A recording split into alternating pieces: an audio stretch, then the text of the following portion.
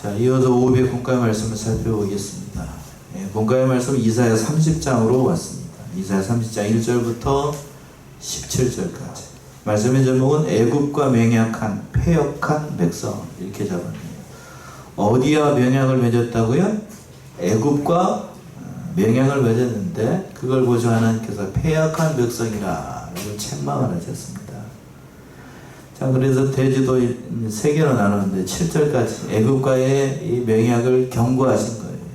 패역한 작성, 화 있을진저라는 말까지 하시면서 7절까지 나오고, 두 번째는 8절에서부터 13절 패역한 백성에게 선포된 하나님의 엄중한 심판을 얘기를 하신 거고, 마지막 15절과 17절 그래도 하나님께서 심판을 면할 수 있는 길을 제시를 하셨어요.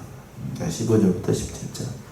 자, 애국과의 맹약을 맺은 것을 경고를 하셨는데 하나님께서 이건 죄를 더할 뿐이다. 2절까지 보시면 여호와께서 가라사대 화 있을진저 패역한 자식들이여 그들이 계교를 베푸나 나로 말미암아 하지 아니하며 맹약을 맺으나 나의 신으로 말미암아 하지 아니하였음이로다. 그들이 바로의 세례관에서 스스로 강하려 하며 애굽의 그늘에 피하려 하여 애굽으로 내려왔을 때 나의 입에 붙지 아니하였으니 죄의 죄를 더하도다. 예. 하나님께서 이제 이 30장으로 와서는 여호와께서 가라사대 화 있을진저 패역한 자식들이여. 참 듣기도 참 무서운 말씀으로 30장의 말씀을 시작하고 계신데, 패역한 자식들이여 화 있을진저. 참 안타까운 마음을 표현을 한 거예요. 왜 그런가? 하나님의 백성인 이스라엘이 하나님의 말씀을 듣지 않고, 앞에 말씀이 지난주에도 그렇고 오늘 새벽에도 그랬는데, 하나님께서 그들을 구원하시고 궁극적으로 구원하시고 그들을 구속하시고 혼미한 가운데 있었던 자들에게 총명을 주고, 30절 24절에서 그랬죠. 원망하던 자의 교훈을 주어 궁극적으로 그들을 구원할 것이라고 약속을 하셨지만, 그러나 실상으로 돌아와서 그 당시 이사야 선지자 당시에 그들의 믿음의 형편을 보게 되면 형편없어요. 히스기야 때에, 이 말은 역사적으로는 히스기야 때를 배경으로 하고 있는데, 하나님께서 애굽으로 의지하지 말라, 애굽으로 내려가지 말라. 애굽으로 내려간다는 것은 세상을 의지하지 말라는 거예요. 그랬는데 그 쳐들어오는 그 아수르, 그리고 그 세력들을 막기 위해서 그들이 할 수 있는 인간적인 방법을 사용을 한 거예요. 그 방법이 바로 이 이스라엘의 어떤 의미에서 우방이라고 할 수 있는 애굽에 내려가서 그들을 도와달라고, 자기들 도와달라고 얘기를 했단 거예요. 그걸 보고 패역한 자식이라고 얘기하는 겁니다. 성경에서 이 패역한 자식이다 라는 말은 부모의 말을 듣지 않는 완악한 사람들, 또 하나님의 말씀을 무시하는 사람들, 또 마음으로 하나님을 배반하는 사람들을 가리켜서 패역한 자식이라 라고 엄하게 책망을 하셨는데, 오늘 본문의 말씀에서는 하나님의 뜻을 정면으로 거스리고 애국과의 동맹, 맹약을 맺는 유대의 정치 지도자들, 유대의 백성들을 염두에 두고 패역한 자식이다. 입에 담기 어려운 말이죠. 그런 말까지 하시는 거예요. 그 하반절에서 그 이유를 얘기를 합니다. 그들이 괴교를 베푸나 나로 말미암지 아니하였다. 하나님의 백성이 하나님을 믿고 의지하고 하나님께서 이끄시는 대로 모든 것을 결정을 하고 하나님께서 일러주신 대로 일을 해야 되겠는데, 하나님의 뜻은 이사야 선지자로 분명히 얘기를 했어요. 애굽을 의지하지 말고 세상을 의지하지 말라. 이때에는 대선지자 누가 있었다고? 이스라엘 안에, 유다 안에 이사야가 있었어요. 이사야 선지자가 있었어요. 그러니까 히스기야 통치 시대였던 걸로 보이는데, 그 이사야 선지자, 대선지자가 있으면 하나님의 뜻과 하나님의 그 모든 것을 알려고 하면 다른 인간적인 방법을 쓸 게 아니고 누구한테 가서 물어보면 돼요. 이사야 선지자한테 가서 물어보면 된다고. 근데 이사야 선지자가 분명히 얘기를 했고 하나님의 뜻을 전했음에도 불구하고 그들은 이사야가 하는 말을 듣기가 싫은 거예요. 말씀을 듣기 싫어한다고. 그래, 나의 신으로 말미암지 않았다. 그래서 맹약을 맺습니다. 하나님 이사야 선지자를 통해서 주신 하나님의 말씀은 무시하고 말미암지 않고 맹약을 맺으나 나의 신으로 하지 않고 하지 아니했다. 하나님께서 이 말을 하는 거예요. 나는 이걸 허락하지 않았다. 나는 이걸 허락하지 않았다. 참 안타까운 거죠. 불신앙으로 가면 사람이 이 지경이 돼요. 아무리 옆에서 선지자가 옳은 얘기를 하고 참 바른 길로 가라고 얘기를 하는데 그걸 듣지를 않아. 유다가 하나님의 말씀을 듣지 않는다. 애국을 의지한다는 것은 단순히 불신앙을 넘어서 가지고 하나님의 존재 자체를 부인을 하는 거라고요. 하나님께서 이사야 선지자를 통해서 애굽을 내려가지 말라. 애굽과 관련된 일을 하지 말라라고 했으면 하지 않아야 되죠. 그렇죠? 그런데 하나님의 보낸 선지자의 말을 듣지 않았어요. 그러면 하나님의 보낸 선지자를 인정하지 않는다는 얘기는 하나님께서 보내셨다는 것. 하나님의 존재 자체, 하나님의 스스로 그러니까 하나님의 백성이기를 포기하는 거라고. 단순한 게 아닙니다. 그래서 2절 보시면, 돌아서 2절, 3절 보시면, 그러므로 바로의 세력이 너희의 수치가 되며 애굽의 그늘의 피함이 너희의 수욕이 될 것이라. 하나님을 의지하지 않고 바로의 세력을 의지하고 애굽에 피하서 그 나의 입에 붙지 않은 2절에서 그래 하반절에 그러니까 그건 죄를 더하는 일이 될 것이다. 그러면서 3절에서 그랬어요. 그 의지하던 세력이 너희가 무엇이 되고 수치가 되고 애굽의 그늘에 피하려고 하는 것이 결국에는 수욕이 될 것이다. 수욕이라는 말은 얼굴이 붉어지는 큰 수치를 당하게 될 것을 얘기를 하는데 하나님을 의지하는 하나님의 백성들이 하나님을 의지하지 않으니까 자기를 믿었던 애굽이 그들에게 수치가 되게 된다는 거예요. 그 당시 애굽은 자기 나라 하나도 돌보기 어려운 형편이었어요. 많은 반란과 우리 오늘날 얘기하면 쿠데타죠. 왕조가 바뀌고 막 난리가 났던 그런 상황이었습니다. 그러니까 옛날의 애굽이 아니었어요. 옛날에 그 이스라엘 주변에 있는 나라들을 호령해냈던 막강한 힘을 가지고 있는 그런 애굽이 아니고 자기 나라도 지금 내라 일어나고 막 난리가 났던 상황이라니까요.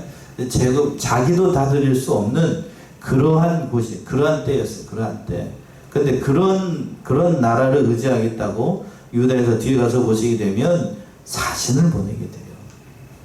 왜? 쳐들어오고 있는 아수르 군대가 대군이고 아수르가 너무나도 흉악하고 북쪽에 있는 이스라엘을 멸망하는 상황이었고 자기들을 의지해야 될 것은 더더군다나 하나님이었음에도 불구하고 하나님 말씀을 듣기는 싫고 인간적인 모략과 인간적인 방법으로 자기를 도와줄 것은 애굽뿐이라고 생각을 해서 애굽에 어마어마한 재물을 가지고 내려가게 됩니다. 4절 보시게 되는 4절. 그 방백들이 소안에 있고 그 사신들이 하네스에 이르렀으나 그 방백이 소안에 있고 그 사신들이 하네스에 이르렀다는 얘기는 애굽의 방백들, 애굽의 사신이 아니고 누구를 얘기를 하냐면 유다에서 어디에 보냈던 애굽에 보냈던 사신을 얘기를 하는 거예요. 그러니까 사실 우리나라도 지금 미국에 사신을 보내는 경우들이 있잖아요. 사자, 대사를 보내는 경우들이 있는 것처럼 지금 국가가 어려우니까 유다에서 어디에다가요? 애굽에다가 방백들을 보내고 사신들을 보냈어요. 보낸 곳이 소안이고 하네스라고 하는 겁니다. 그런데 5절 보시면 그들이 다 자기를 유익하게 못하는 민족을 인하여 수치를 당하리니 그 민족이 돕지도 못하며 유익하게도 못하고 수치가 되게 하며 수욕이 되게 할 뿐이니라. 그들이 갔던 그 결과를 이미 얘기를 하는 거예요. 그들이 다 자기를 유익하게 못할 민족으로 인한 수치를 당한 이거는 애굽을 얘기를 하는 거예요. 그 믿었던 애굽 이사야의 거듭된 경고에도 불구하고 당시 이빨 빠진 호랑이에 불과했던 애굽을 의지하려고 했던 건 아무 힘이 없어요. 능력이 없다고. 다른 나라들을 호령할 만큼 다른 나라들을 도와줄 만큼 그러한 능력이 되지 않았던 때예요. 근데 그걸 의지하겠다고 가는 건 그 민족이 돕지도 못하고 유익하게도 못하고 수치가 되면 수욕이 되게 됩니다. 실제로 이제 뒤에 가서 보시게 되면 이제 5절 6절에서 나오는데 뭐 어마어마한 재물을 들여가지고 애를 써서 애국과의 맹약을 맺었어요. 그런데 실제로 아수르가 쳐들어왔을 때 애굽이 도와줬을까? 도와줬을까요? 안 도와줘요. 요즘 말로 얘기한다라고 하면 먹고 입을 어떻게 해버려? 싹 닦아버렸어. 세상을 의지하면 그렇게 되는 거예요. 6절 보시면 그 말씀이죠. 6절. 남방 짐승에 관한 경고라. 사신들이 그 재물을 어린 나귀 등에 싣고 그 보물을 약배 재물 한 장에 얹고 암사자와 숫다자와 독사와 및 날아다니는 불병이 나오는 위험하고 권고한 땅을 지나 자기에게 무익한 민족에게로 갔으나 예, 남방 짐승에 관한 경고라라고 말씀을 시작을 하고 있는데 남방 짐승 개정판은 뭐라고 되어 있습니까? 네개부라고 되어 있죠. 그러니까 그 유대에서 얘기를 할 때 네개부, 남방은 네개부를 얘기를 하는 겁니다. 남방. 네개부가 어느 곳이냐면 이제 우리 영상을 좀 이따 보시게 되면 그림을 보시게 되면 더 잘 알 수 있어요. 사신들이 그 재물을 어린 낙에 싣고 그 봉을 어디에 신고 약대에 얹고 갔습니다. 얼마나 많은 보물과 재물을 가지고 갔는지 알 수 없을 정도로 그 유대 자기 나라의 그 어려움을 면하기 위해서 어마어마한 재물과 보물을 가지고 나방 애굽 땅으로 내려갔던 거예요. 근데 그러는데 이사야는 책망을 하는 겁니다. 그게 하나님의 뜻이 아니라고요.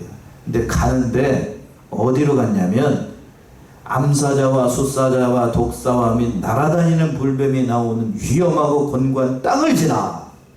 수식어가 아주 거창하죠? 어느 땅을 지나긴 지나는데 어디 땅을 지났다고요? 암사자와 숫사자와 독사와 날아다니는 불뱀이 나오는 위험하고 곤고한 땅을 지났다. 이게 어느 땅을 얘기하냐? 앞에서는 남방이라고 되어 있고 지도로 보시게 되면 이 땅이 어디 땅이냐면 자 보세요. 이게 어디라고 이집트 탈출해가지고 애굽 나와 있죠? 이게 어디를 얘기를 하냐는 거냐면 그때 당시 애굽 유대에서 여기가 유대에서 요단강이니까 유대에서 애굽으로 내려가는 길은 이 해안길을 따라서 내려가게 되면 빠른 길이에요. 얼마 되지 않은 길입니다. 그런데 이제 여기서 보시게 되면 암사자와 수자와 독사와 다 불법이 위험한 공고한 땅이라고 하는 어느 땅을 얘기하냐면 바로 이 출애굽 경로를 얘기해요. 이 경로를 따라 가지고 이 삥 돌아가 가지고 여기로 내려갔던 거예요. 과거 그들이 어떠했던 곳? 출애굽의 역사를 경험했던 그 길을 따라서 그 위험한 땅을 다시 가는 거예요. 왜 그러냐면 그때 당시 북쪽에 있는 아수르가 어느 길을 막아버렸어? 해안길을 막아버렸다고. 유대에서 애굽으로 내려가는 그 해안길을 막아버렸기 때문에 이스라엘 입장에서는 그 빠른 길을 놔두고 어디로 돌아가는 거예요? 그 어려운 땅, 하나님께서 이스라엘 백성들을 출애굽의 역사를 해가지고 이끌었던 그 길을 따라, 그 위험한 길을 따라, 그 위험한 길을 따라. 근데 중요한 사실은 예전에는 누가 인도를 하셨죠? 광야의 길을 걸어올 때, 출애굽의 역사를 인도할 때 누가 인도를 하셨어요? 하나님께서. 낮에는 뭘로? 구름 기둥으로. 밤에는 뭘로? 불 기둥으로 인도하셨던 그 길입니다. 그런데 근데 지금은 역사가 바뀌어가지고 누가 인도를 하는 거예요? 자기들이 자기 의지로 뭐를 들고 재물을 가지고 어린 나귀와 보물을 신고 이 길을 가는 거예요. 하나님은 그 길을 인도하시지 않았어요. 자, 신명기 1장 19절 한번 가보세요. 신명기 1장 19절.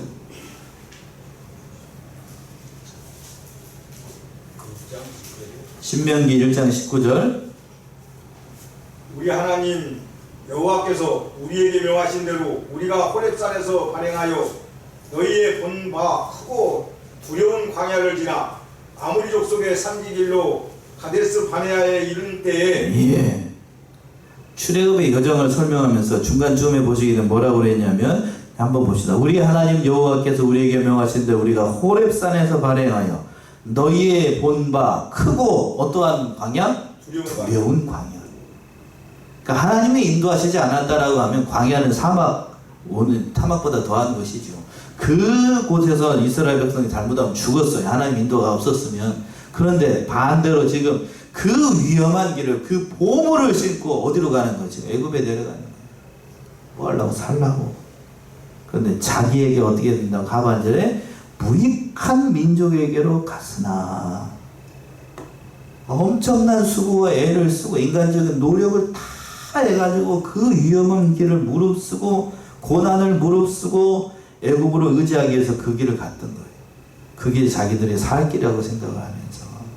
그러나 그러한 모든 것들은 다 뭐라는 거예요? 헛된 수고에 불과하다. 하나님을 의지하다 하나님의 백성들이 이러한 수고로움을 10분의 1이라도 누구에게 투자를 했다라고 하면, 하나님께 투자를 했다라고 하면 하나님이 인도해 주실 거라고. 근데 그 수고로움을, 그 애씀을, 그 막대한 돈과 그 모든 걸 다 어디다가 다 쏟아붓고 헛된 일에 쏟아붓는 거예요. 얼마나 이 안타까운 일이라고. 얼마나 이 무지한 거고. 참 기가 막힌 상황인 거예요. 기가 막힌 거. 안타까운 거. 이사야 선지자가 그걸 보면서 속으로 그냥 막 속이 탁 들어갔을 거라고. 7절 보시면 7절. 애굽의 도움이 헛되고 무익하니라. 그러므로 내가 애굽을 가만히 앉은 나합이라 일컬었느니라. 예. 애굽의 도움이 헛되고 무익하다. 이미 이사야 선지자 이걸 내다보고 있었던 거예요. 아무리 너희가 많은 천금을 들이고 애굽을 의지하고 애굽이 도와줄 것이라고 이제 그때 요즘처럼 조약서에 이게 짤이 썼는지 사인을 했는지 안 했는지 알 수가 없습니다만, 그냥 그 모든 것은 다 헛된 일이 될 것이다. 실제로 그렇게 헛된 일이 됐어요. 그러므로 내가 애굽을 가만히 있는 뭐라고 부를 것이다? 라합이라고 부를 것이다. 라합이라는 뜻이 오만, 거만이라는 뜻인데 애굽의 별명이에요. 애굽의 별명. 애굽이 오만하고 교만하게 지금 내가 너희를 도와줄게. 그렇지, 우리가 당대 세계 1등 국가니까 호언장담을 하고 있지만 실제로는 아무런 힘이 없는 이빨 빠진 호랑이, 아무런 힘이 없는 무력한 존재라는 거예요. 실제로 이 아수르가 쳐들어왔을 때에 애굽이 아무런 도움도 주지 않아요. 자, 그러니까 하나님께서 아픈 마음으로 이제 8절부터 14절까지 말씀하셔요. 심판을 기록하라. 8절 보시면, 이제 가서 백성 앞에서 서판에 기록하며 책에 써서 후세에 영영이 있게 하라. 하나님의 심판이 임하게 될 것을 말씀하는 것인데, 이제 가서, 즉 공개적으로 하나님의 심판이 임하게 될 것을 그들에게 선포하되 특별히 서판에 기록하라고 하고 있어요. 그렇죠? 백성 앞에 서판에 기록하며 책에 써서 후세에 영영이 있게 하라. 서판에 기록하고 책에 쓰라는 거는 그때 당시 그 사람들만 교훈시키기 위해서 그런 게 아니고 오고 오는 세대, 저와 여러분들에게 이걸 기록을 해서 그 상황을 다 알게끔 하고 그들이 교훈을 삼아서 다시는 이러한 전철을 밟지 못하도록 하라는 얘기예요. 성경을 보게 되면 다른 나라의 역사들 같은, 우리나라도 그렇습니다만 승리하는 사람이 역사서를 기록을 했기 때문에 가급적이면 뭐라는 걸 써요? 전쟁에서 패한 걸 씁니까? 전쟁에서 이긴 걸 씁니까? 보통 이긴 걸 쓰잖아요. 그치요? 좋은 일만 쓰고. 그런데 성경은 그렇지 않아요. 성경은 뭐가 더 등장하죠? 이사야 보면서 여러분은 어떤 걸 느꼈어요? 좋은 얘기만 썼습니까? 안 좋은 얘기가 더 많아요. 치욕스러운 얘기들도 많고, 드러내고 싶지 않은 은밀하게 숨어있는 죄까지 하나님은 다 어떻게 해버려? 다 드러내버려. 왜? 사람이 어떠하다는 걸 알고, 사람이 어떠하다는 걸 알아야, 수치스러움을 알아야 하나님을 의지하니까요. 하나님은 사람을 회개시킬 때 그런 것 같아요. 저도 그렇고 여러분들도 경험했을지 모르겠지만 그 밑바닥에 있는 것이 어떻게 될 때까지 다 드러낼 때까지 다 드러내버리죠. 그래야 밑에 있는 게 다 어떻게 돼야 싹 다 드러나야 거기에다 뭘 봐도 담을 수 있어요. 새로운 걸 담을 수 있어요. 밑에 똥찌거리가 있는데 거기다가 좋은 걸 담아봐야 그 뭐 됩니까? 좀 지나면 다시 똥대. 그러니까 하나님께서 뭐 하는 거예요? 그 밑에 있는 걸 싹 다 드러내시는 거예요. 드러낼 때에 우리 밑바닥에 있는 그 부패한 것들이 다 나올 때에 밑바닥에 있으니까 얼마나 더럽고 추하겠냐고. 그렇겠죠? 여러분 그런 경험해보지 않으셨습니까? 죄송한 얘기입니다. 저는 그걸 어디서 느꼈냐면 목회 생활을 하면서 알았어요. 그리고 또 결혼하면서 알았어요. 인간의 밑바닥. 결혼하면서 알았다는 얘기는 여러분들이 다 경험을 해보셨으니까 이미 아실 것이고, 목회 생활하면서는 참 입에 담기 어려운, 성도들이 알기 어려운 부분까지 제가 다 경험을 했어요. 전에 있던 큰 교회들에서. 그걸 경험하게 하신다. 그걸 다. 그래야 그때부터 누가 보이기 시작해요. 그걸 경험해야. 사람에게는 소망이 있다 없다? 없다. 그때부터 누구를 보기 시작하냐면 하나님이 보이기 시작하는 거예요. 그러면서 9절 보시면 9절. 대저 이는 패역한 백성이요 거짓말하는 자식이요 여호와의 법을 듣기 싫어하는 자식이라. 예, 잘 읽어야 돼요. 잘 읽어야 돼. 9절 정신 차리고 잘 읽어야 된다고. 대저 이는 패역한 백성이요 거짓말하는 자식이요. 예, 여호와의 법을 듣기 싫어하는 자식이요. 잘 읽어야 된다고. 예, 정신이 좀 드십니까? 하나님께서 이렇게 말씀하셔요. 패역하다. 대저 이 백성은 패역한 백성이다. 원어적인 의미는 말아, 쓰다라는 의미인데, 이 하나님의 백성들이 하나님께 마음에 상처를 줬기 때문에, 진노를 격발했기 때문에 패역한 백성. 앞에서도 그런 말이 나오죠. 그런 백성이라고 얘기를 하는 거고, 또 거짓말하는 자식, 여호와의 법을 싫어하는 자식. 말과 행위가 다르다는 거예요. 겉으로는 하나님 앞에 희생 제사를 드리고, 이사야 선지자 당시 하나님 앞에 제사 드리는 걸 게을리하지 않았어요. 겉으로는 앞에서도 그랬잖아요. 마음으로는 하나님을 떠나 있었는데, 오전에서 그랬죠. 겉으로는, 외모는, 그 모양과 형식은 모든 사람들이 혹할 만큼 하나님을 섬기는 백성답게 하나님 앞에 모든 걸 다 드렸다고. 근데 뭐가 떠나 있어? 마음이 떠나 있어. 그걸 하나님 모르실까요? 맞아요. 그러니까 하나님께서 거짓말하는 자식이요 여호와의 법을 듣기를 싫어하는 자식이다 라고 이렇게 너무 이 충격적인 말을 하고 있는 거예요. 인간의 밑바닥, 그 백성들의 밑바닥, 그걸 보이게끔 하시는 거, 보게끔 하시는 거지요. 또 10절 보시게 되면 얼마나 악한 일들을 하는가. 10절. 그들이 선견자에게 이르기를 선견하지 말라. 선지자에게 이르기를 우리에게 정직한 것을 보이지 말라. 부드러운 말을 하라. 거짓된 것을 보이라. 예. 우리 10절 정신 차리면서 읽어볼까요? 10절. 같이 합독합시다. 시작. 그들이 선견자에게 이르기를 선견하지 말라. 선지자에게 이르기를 우리에게 정직한 것을 보이지 말라. 부드러운 말을 하라. 거짓된 것을 보이라.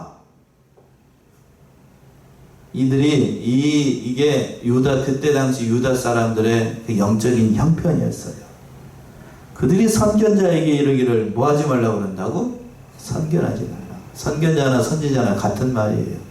선지자의 역할은 하나님의 말씀을 어떻게 전하는 거예요? 바로 전하는 거죠. 근데 선견자에게 하나님 말씀을 전하지 말래.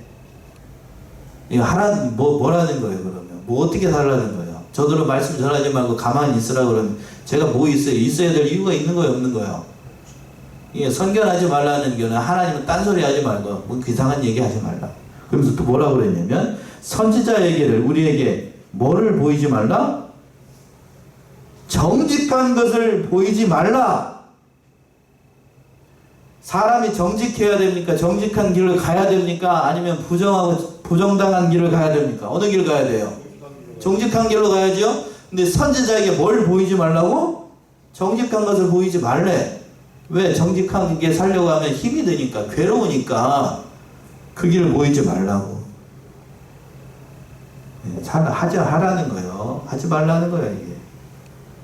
그때 당시 영적인 형편을 얘기하는 이게 너무 한마디로 하나님 자체를 거부하는 거고 하나님 백성이기를 스스로 뭐 하는 거예요? 포기하는 거예요. 스스로 포기해버려요. 그러면서 또 뭐라고 얘기를 하냐면 무슨 말을 하래요? 거짓을 보이고 부드러운 말을 하라. 예. 부드러운 말을 하라. 이 지경이 되면 10절에 있는 이 말씀처럼 되게 되면 참 이 본래의 부드러운 말이라고 하는 건 이방 계집들이 창녀들이 남자를 유혹하기 위해서 호리는 말을 가리켜서 부드러운 말이에요. 본래적인 의미가. 오빠 이리 와봐 놀다 가세요 하는 거 있죠? 부드러운 말. 이게 부드러운 말이라고 성경에서 이게 의역해가지고 이게 부드러운 말이라고 그랬는데 그 음녀가 겉으로는 듣기 좋고 달콤한 말로 꼬셔가면서 했던 그 말을 얘기를 하는 거예요. 그런데 실상은 이게 부드러운 말이 아니고 무슨 말이죠? 사람을 어떻게 하는 거예요? 호리고 죽이는 말이라고요. 자, 6장, 잠언 6장을 한번 가보세요. 잠언 6장 23절 24절. 잠언 6장 23절 24절.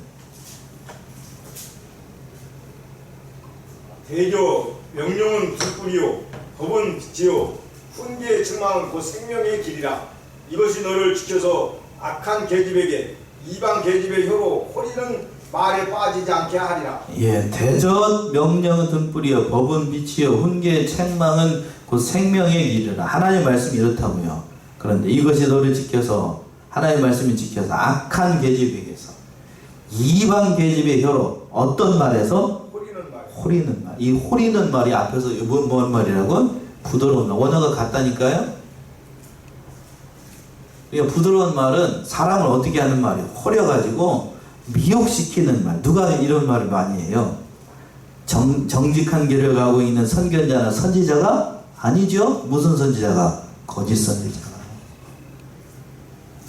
선지자로부터 선지자의 말이 나와야 되는데 선지자 노릇하지 말고 무슨 노릇하라는 거예요? 거짓 선지자가 전하는 얘기잖아요. 이게 뭔 얘기냐고 이게. 참 안타까운 거라고. 호리는 말. 오늘날에도 역시 마찬가지예요. 오늘날에도 겉으로 보기에 달콤한 말, 목사님에게 그런 말 하는 거예요. 그 책망하는 말, 그런 말 하지 말고 듣기에 좋은 말, 유익된 말, 달콤한 말, 하나님이 어떻게 살든지 장로님, 권사님 그 모든 가정에 하나님께서 복을 주시고 싸울 것이 없도록 복을 주셔서 대대손손 복받고 하나님 앞에서 복받는 그런 사람들이 되십시오. 근거 없는 축복의 말을 내받는 것. 물론 목사가 그렇게 얘기할 수 있습니다. 그러나 그 근거 없는 축복은 그 하나님께서 원하시는 바가 아니라는 거예요. 아닙니다. 그럼 무당하고 뭐가 달라요? 네? 무당하고 뭐가 다르냐고. 다른 이방 종교하고 기독교하고 뭐가 달라? 뭐가 다르냐고. 그러면서 또 뭐라고 그래? 거기까지만 얘기할게요. 시간 관계에서. 또 뭘 보이래요? 거짓된 것을 보이라. 부드러운 말을 하고 또 뭘 보이래? 참된 것을 보이라고 해야 될 텐데 거짓된 것을 보이라. 우리에게 바른 길을 요구해라. 바른 길을 살 길을 요구해라. 라고 얘기해도 시원찮을 판에 이 거짓된 것을 보이라고 얘기했으니 막가자는 거죠. 세상 말로. 사회가 어두워질수록 거짓 선지자가 기승을 부리게 되는데 거짓된 것을 보이라고 얘기를 하고 있어요. 참 안타까운 거예요. 참 안타까운 거. 이 지경이 되면 돌이킬 수 없는 지경이 됩니다. 거기까지 하고 11절. 너희는 종로를 버리며 척경에서 돌이키라. 이스라엘의 거룩하신 자로 우리 앞에서 떠나시게 하라 하는도다. 예. 참. 너희는 뭘 버리래요? 정로를 버리라. 개정판 뭐라고 되어 있습니까? 바른 길을 어떻게 하라고? 바른 길을 버리고 또 뭐 어디에서? 첩경에서 돌이키라. 개정판은 뭐라고 돼요? 거기도 첩경인가요? 예. 그러니까 하나님께 가는 바른 길, 정로를 버려버리고 세속된 길, 타락된 길. 그 하반절에서 이스라엘의 거룩한 자를 우리 앞에서 어떻게 하게 하시라? 하나님이 그 백성 가운데 떠나시면 누구를 의지하고 살겠다는 거예요, 이게? 이게 뭐예요, 이게? 하나님의 백성이 해야 될 얘기예요, 이게? 뭐 어떻게 하자는 거예요, 그럼? 하나님 떠나면 뭐 어떻게 살겠다고? 누구 의지하고 살고? 돈 의지하고 살고? 뭐 다른 우상 의지하고 살고? 이거는 스스로 뭐를 하는 거예요, 지금? 하나님의 백성이기를 포기하는 거라. 포기하는 거예요. 이쯤 되면 참 돌이킬 수가 없게 되는 거지요. 또 12절 보시면 이러므로 이스라엘의 거룩하신 자가 말씀하시되 너희가 이 말을 업신여기고 압박과 허망을 믿어 그것에 의뢰하니 이러므로 이스라엘의 거룩한 자가 말씀하시되 너희가 이 말을 업신여기고 압박과 허망을 믿어 그에게 의뢰했다. 하나님께서 말씀을 하시는 거예요. 그 말을 듣고 나의 말을 업신여기고 압박하고 협박하고 선지자 바른 말을 하는 사람들은 압박하고 허망한 것을 믿게 만들고 이게 허망과 압박이라는 말이 다 사악한 또는 완고하다라는 말이 있어요. 마음이 사악해지고 마음이 완악해지면 하나님의 말씀이 그 마음 가운데 역사하시지 않습니다. 대표적으로 성경에서 보시게 되면 바로의 마음이 어땠다라고 평가를 하죠? 마음이 완악했다라고 표현을 하고 있어요. 그리고 또 신약 성경에서 사도 바울이 뭐 맞은 양심? 화인 맞은 양심. 양심이 화인을 맞으면 하나님의 말씀을 들어도 감동이 전혀 안 돼요. 오히려 목사가 얘기하면 얘기할수록 뭐만 쌓여요? 불만만 쌓이고 또 저 소리 한다. 또 저 소리 한다 라고 얘기를 한다니까요. 그럼 돌이킬 수가 없게 돼요. 그러니까 하나님께서 13절처럼 얘기하시죠. 13절 이 죄악이 너희로 마치 무너지게 된 높은 담이 불쑥 나와 경각간에 허연히 무너진 같게 하리라 하셨으며 14절까지요. 그가 이 나라를 회파하시되 토기장이가 그릇을 회파함같이 아낌없이 파쇄하리니 그 조각 중에서 아궁이에서 불을 취하거나 물 웅덩이에서 물을 끌 것도 얻지 못하리라. 예, 하나님께서 경각간에 호련히 순식간에 그들을 이런 백성들 살아나오면 안 되겠지. 그들을 다 쓸어버릴 것이다. 심판하실 것이다. 그러면서 마치 뭐가 토기장이가 그릇을 깨트려 버리는 것처럼 토기장이가 토기를 만들 때에 정성을 들여가지고 유약도 바르고 얼마나 정성을 들여가지고 이렇게 굽겠어요. 화로에다 굽잖아요. 지금도 이제 지금 뭐 전기로 해가지고 전자동으로 한다고 그럽니다만 전통 방식으로 토기를 구울 때는 얼마나 애를 써요. 불도 조절하고 막 또 하는데 그렇게 공을 들였는데 근데 막상 꺼낼 날이 돼가지고 꺼냈어요. 그러면 흠결이 조금이라도 있으면 옆에서 뭐가 있습니까? 망치가 있어가지고 바로 어떻게 해버리죠? 깨버려요. 그렇게 하시겠다. 이 정도 되면 참 안타깝죠. 근데 이러한 가운데서도 하나님께서 살 길을 주셨어요. 15절 말씀인데 그 말씀인데 15절 보시면 주 여호와 이스라엘의 거룩하신 자가 말씀하시되 너희가 돌이켜 안온이 처하여야 구원을 얻을 것이요 잠잠하고 신뢰하여야 힘을 얻을 것이오늘 너희가 원치 아니하고 예, 주 여호와 이스라엘의 거룩한 자가 말씀하시되 여기서부터 이제 17절 하나님의 말씀을 순종하는 자에게 살 길을 얘기를 하신 거예요. 네, 불순종 그들의 불신앙을 심판하시겠다고 얘기를 하시면서도 돌이킬 수 있는 방법을 얘기했어요. 돌이킬 수 있는 방법이 너희가 돌이켜 안연히 처하여야 뭐를 얻을 것이다? 구원을 얻을 것이다. 돌이킨다는 것은 잘못된 길에서 불신앙에서 회개한다는 것이고 안연히라는 말은 평안히 휴식이라는 말인데 즉 자기의 생각이나 모든 것을 다 내려놓고 전적으로 하나님 앞에서 안식을 누리고 하나님만 바라보는 거를 얘기를 하는 거예요. 인간이 해야 될 일이 없다는 거예요. 그럼 그 하반절에서 그랬잖아요. 잠잠하고 어떻게 해야? 신뢰해야. 입 열지 말고 제발 좀 인간적인 생각 얘기하지 말고 잠잠하게 하나님의 때를 기다리고 하나님을 전적으로 신뢰하라는 얘기예요. 하나님 믿으라 하는 얘기예요. 잠잠하라. 자, 출애굽기 14장 한번 가보세요. 출애굽기 14장 13절에서부터 14절 하나님은 분명히 이렇게 말씀하셨어요. 모세를 통해서. 출애굽기 14장 13절 14절 모세가 백성에게 이르되 너희는 두려워 말고 가만히 서서 여호와께서 오늘날 너희를 위하여 행하시는 구원을 보라. 너희가 오늘 본 애굽 사람을 또다시는 영원히 보지 못하리라. 여호와께서 너희를 위하여 싸우시리니 너희는 가만히 있을지라. 예.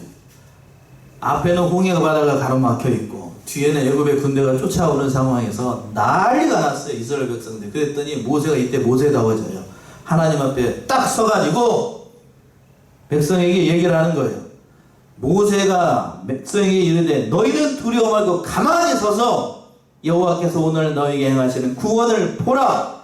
너희가 오늘 본 애굽 사람들 또다시 영원히 보지 못하리니 여호와께서 너희를 위해서 싸우시는 너희는 어떻게 있으라고? 가만히 있을지라. 잠잠히 좀 가만히 입 떨지 말고 좀 가만히 있으라고. 하나님이 다 하실 것이니 그 하나님을 전적으로 의지하라고요. 오늘날도 역시 동일해요. 인간적인 생각 판단하지 말고 그렇다고 해서 사람이 해야 될 일 하지 말라는 얘기가 아니라 사람이 할 일을 다 했다라고 하면 하나님께서 여기 이루실 일을 생각하고 하나님 바라보면서 맡겨진 삶에 충성하면 하나님이 다 하신다는 거예요. 그런데 15절 하반절에서 그 말이 있죠. 너희가 뭐 하지 않았다고요? 원치 아니했다. 이걸 원하지 않았어. 오늘날도 역시 마찬가지.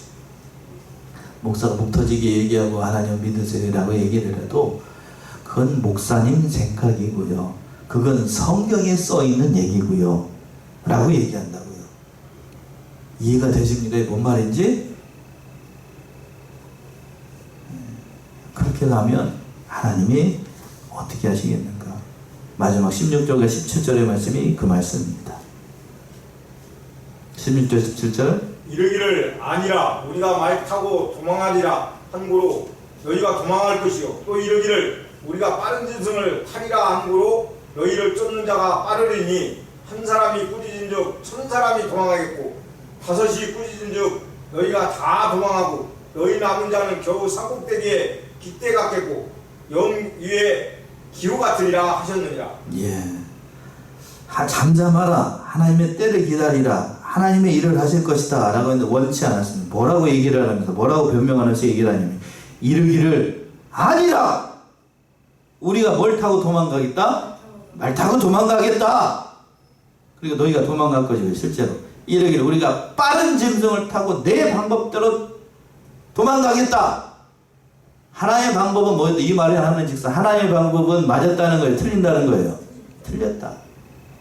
안연히 거한다? 그거 못 믿겠다. 내 방법대로 하겠다. 그랬다 하나님이 선언하시는 겁니다. 너희를 쫓는 자가 더 빠를 것이다. 실제로 그랬습니다.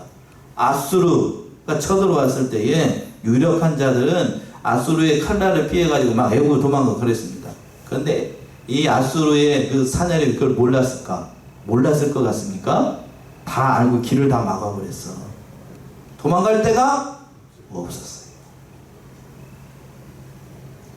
한 사람이 꾸짖으니까 그냥 1000사람이 도망하고 5이 꾸짖으니까 너희가 다 도망가는 이 말씀대로 다 이루어지게 됩니다. 그러니까 이 말씀 속에서 하나님은 전적으로 의지하는 것, 잠잠히 때를 기다린다고 하는 것 얼마나 중요한 일을 다시 한번 깨닫고 우리는 이를 저걸 삼아서 이스라엘을 보면서 늘 오늘날 현대의 우리의 모습을 보는 것 같아요. 의지하라, 하나님을 믿으라 라고 얘기하지만 그건 성경에 써 있는 얘기고요. 그건 목사님이 하는 얘기고요.